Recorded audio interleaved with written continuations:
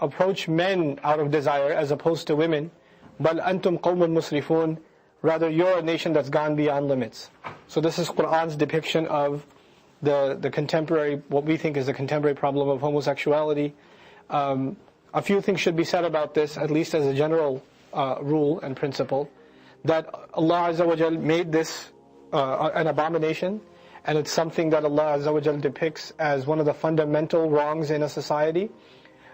This surah I told you will deal with fahsha, and that was something highlighted from the very beginning, and this is a continuation of that subject. So this is considered in no way, shape or form acceptable to in the religion of Islam. At the same time, the punishments for homosexuality were actually, to the best of my knowledge, they were initiatives taken by the head of the state, like Umar radiallahu anhu, had a particular verdict for them, and a very gruesome verdict for them, but that doesn't necessarily speak on behalf of the Sharia. The difference between that and what we do in the religion, essentially the head of the state has the power to pass execution. It's really important in Western institutions not just to research the papers and look at the papers, but also look at who funded the research. It's equally important to look at who funded the research, whether it's pharmaceutical research, psychological research. There are interest groups that want to push research in a certain direction.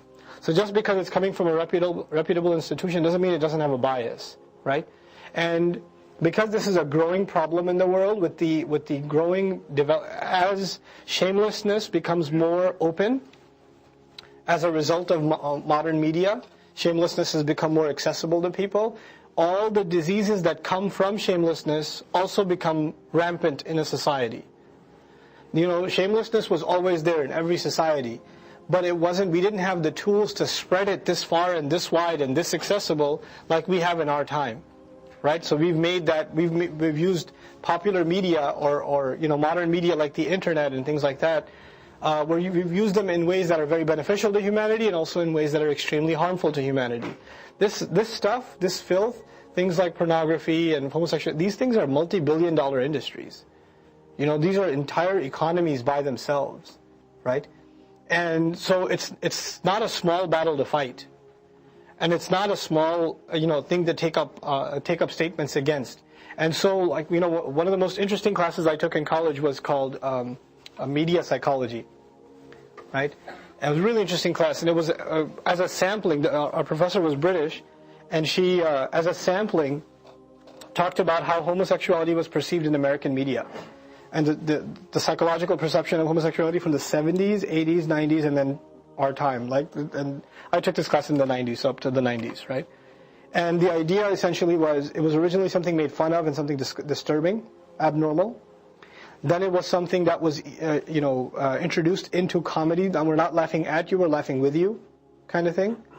And then eventually it was made that either you are a homophobe, or you're either with us or against us.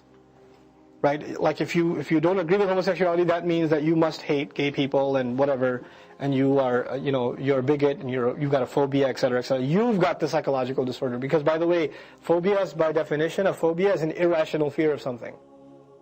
So by definition, a phobia is a psychological disorder. Okay, whether it's claustrophobia or homophobia, xenophobia, whatever it may be, right? So it was reframed. So now you had to say, no, I have no problem with them. I have no problem with homosexuality, because to say that means you're normal. So they re-engineered the definition of normal, right? And so now even politicians that are devout Christians, that are, absolutely to the T Christians, when it comes to this issue, they have to watch their mouth. They can't just say whatever because their campaign might be over. What an amazing number that's been played. And that's the other reason why, Muslims and politics don't mix very well. And because politics by definition is a game of compromise, and we have certain principles that we just can't compromise on. We just can't play ball with certain principles. There is an area in which Muslims can get involved in politics, but it's not when it comes to matters of right and wrong. Yeah, okay, campaign to put a stop sign on your street corner, no problem. Petition to get a library going. Get your local councilman or a congressman or whatever to get some of those liquor stores shut down, or whatever, those filthy bars or whatever shut down or whatever. Fine, get involved in those things. When it comes to us holding office and things like that, then this is something we have to be cognizant of. there are other issues that will come up that we'll have to deal with.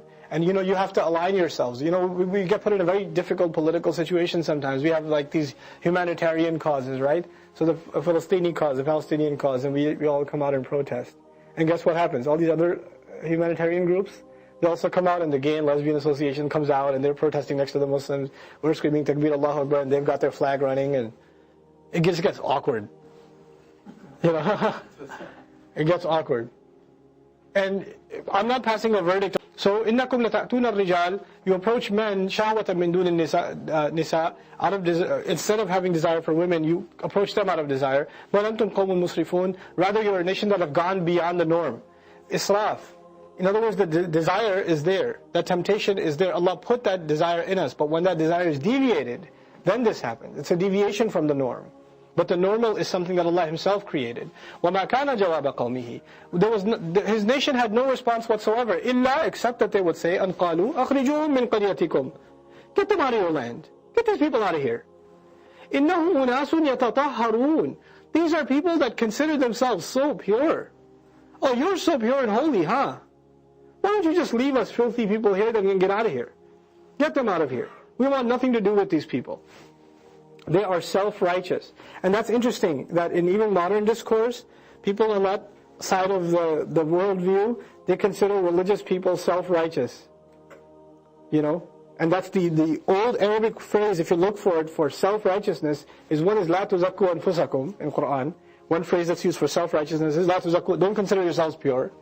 And the other is إِنَّهُمْ أُنَاسٌ يَتَطَهَّرُونَ, these are people that consider themselves pure. They act like they're all pure. فَأَنْجَيْنَاهُ وَأَهْلَهُ إِلَّا امْرَأَتَهُ, then we rescued him and his family, except his wife. كَانَتْ مِنَ الْغَابِرِينَ, she was from those who get left behind. When people are traveling together and somebody falls back? This is called ghabir. So she was from those who should have come, but she was left behind.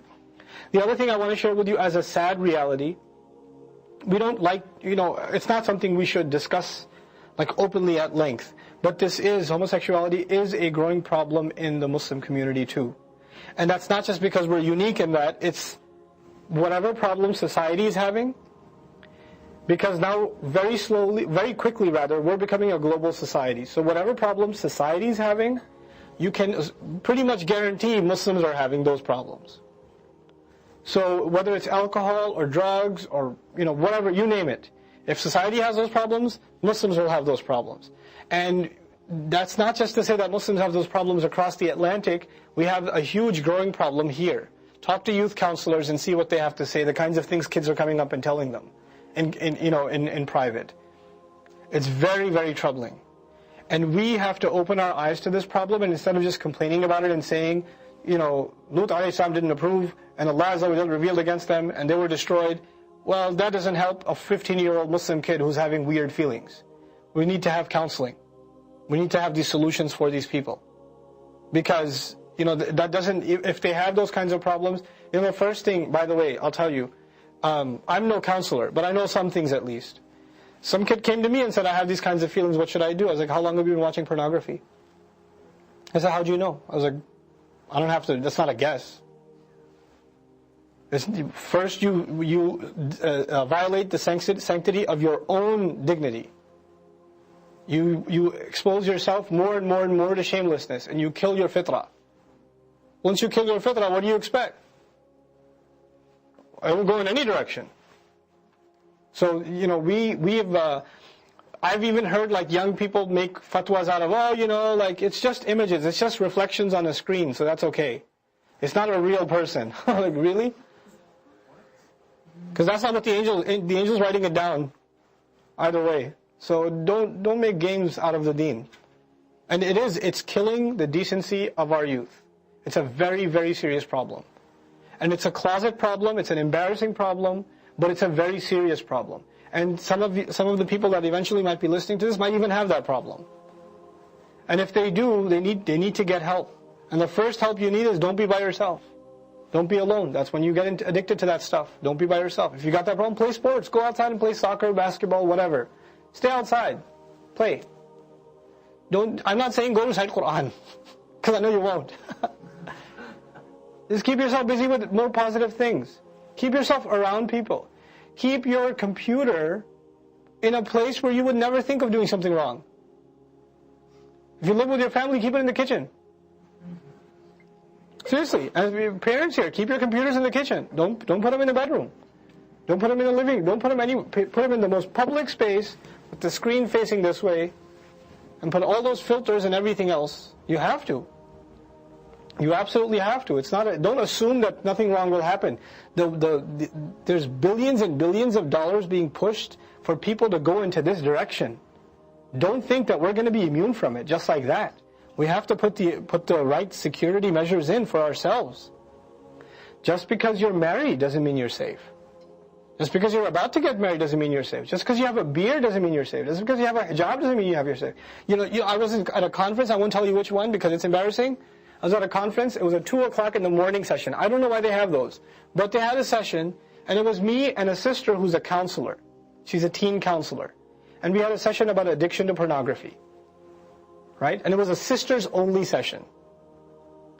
300 sisters are sitting there. I'm like, where did 300 sisters come from at 2 in the morning? First of all. And I'm just talking about making tawbah. I didn't talk about the issue. I just talked after that, Madian came. And to Madian we sent their brother, Shu'aib. قَالَ يَا قَوْمِ اعْبُدُوا اللَّهِ He said, my nation, enslave yourselves to Allah. مَا لَكُم مِّنْ إِلَٰهٍ غَيْرُهُ You have no entity worthy of worship or obedience whatsoever, except He. قَدْ جَاءَتْكُمْ بَيِّنَةٌ مِّن رَبِّكُمْ The clearest possible proof has already come to you from your master. فَأَوْفُوا الْكَيْلَ وَالْمِيزَانَ